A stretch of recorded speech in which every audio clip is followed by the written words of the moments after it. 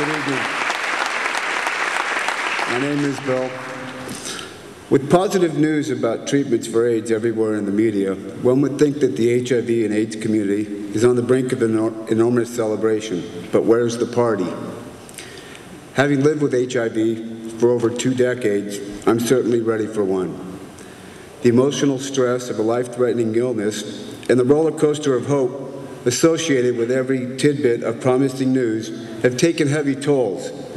For years, we've endured this bizarre brand of water torture, For years we've endured this bizarre brand of water torture, one drop of incremental progress against AIDS at a time. And it's heartbreakingly tempting to call a timeout and pop the champagne, but first a reality check. This is part of a speech I wrote 15 years ago. I tested positive for HIV 23 years ago in August of 1987 here in Shasta County. When I tested positive, the lady at the health department, one of the pieces of advice she gave me was, be very careful of who I disclose that to. And back then, you got to understand, this was the early days of AIDS, and we were in a small town here in Redding. This was a big city problem.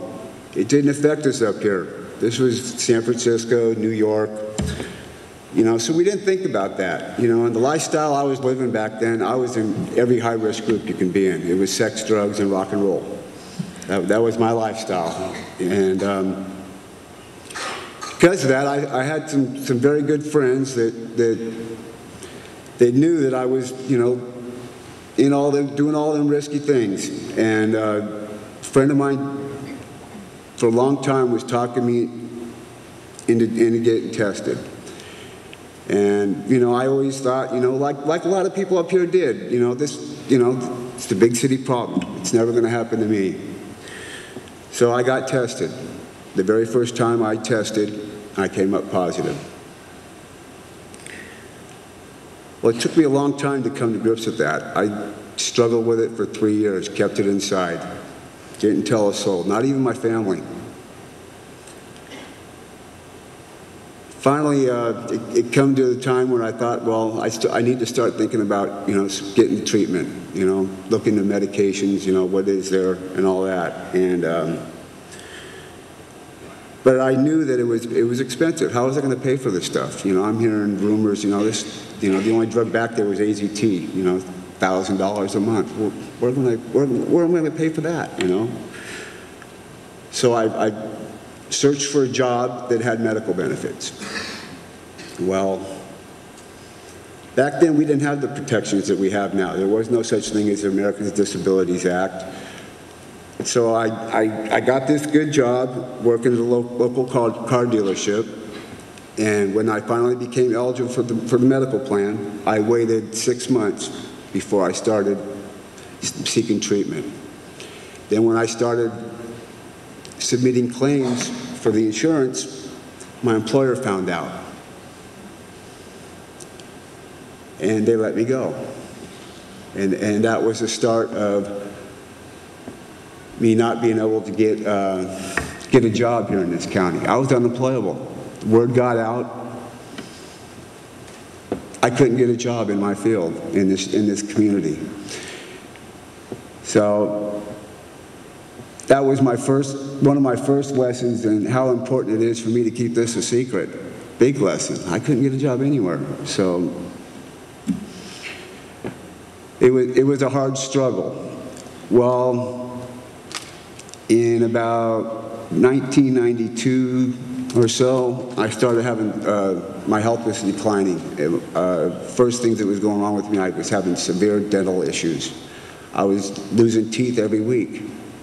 I mean, it was bad. I was fighting infection after infection, abscesses, all these poisons being dumped into my system. And back then, there was no dentist in this county that would touch me. Nowhere. Nowhere in the North State. I had my case managers on letter writing campaigns trying to get someone to touch me. I was being denied access to dental treatment. This went on for 3 years. I was in the emergency room every week with some kind of an infection. It was a struggle. And luckily, in October of '94, my mom, who lived in El Dorado County, she just happened to come across an AIDS informational booth. And she told them my plight. And they said, you know what, we got somebody, one of our board members is a local dentist. Get him over here. I was on the bus the very next day. Got up there, dentist saw me that week and hooked me up with a case manager there. And they told me, okay, as soon as you get over here and establish residency, we'll get you treated. They got me treated. I was in the dentist having all my teeth pulled within a month. And after that, my health just started improving greatly. Well, because of what the AIDS Task Force had done for me, it gave me new hope. And I dedicated myself to the task force. This organization that's, finally after 3 years of being denied access to treatment, I'm finally,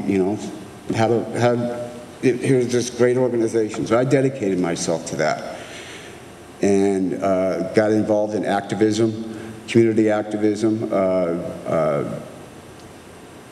activism for patients' rights. I also was a member of the HIV Services Committee, which was very implemental in getting services for HIV patients. I was a voice for all my brothers out there that were too weak to speak for themselves. Did a lot of speaking engagements, did outreach with school groups. The coolest thing was in the high school, I got to speak in front of a group called the Peer Group.